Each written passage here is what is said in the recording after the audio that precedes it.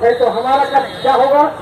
अब हम वहां से यहाँ चल गए, हम लोग उम्मीद नहीं तो आप भी पहुंचेंगे नहीं पहुंचेंगे।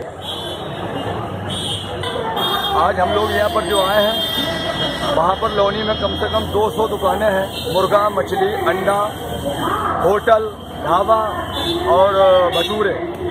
आज उनकी रोजी रोटी पे हमला है। वहाँ का प्रशासन लाइसेंस जारी नहीं कर रहा है और दुकानें बंद करा रहा है, जिससे हमारी रोजी रोटी पर संकट आ गया है। हमारे पास बच्चों की पढ़ाई के लिए पैसा नहीं है। ऐसा जब से जो बीजेपी सरकार आई, योगी सरकार आई है, 1 साल हो गया।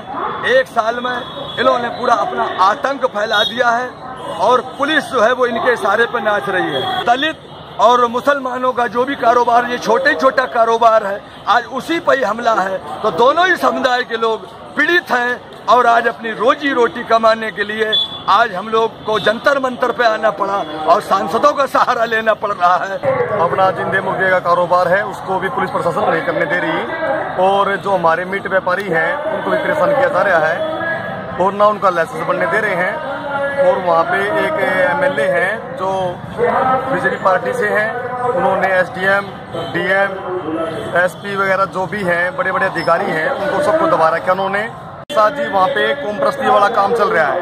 कहीं पे जाट हैं, कहीं पे गुज्जर हैं, कहीं पे दलित हैं, कहीं पे मुसलमान हैं। वो सबको मतलब एक तरफ से उनको दबा जा रहा है। खाने वालों पे कोई आपत्ति नहीं कर रही, लेकिन जो बेचते हैं, जो खाने के लिए आते हैं, उनकी अंडिया चेक करते हैं, होटलों को चेक करते हैं।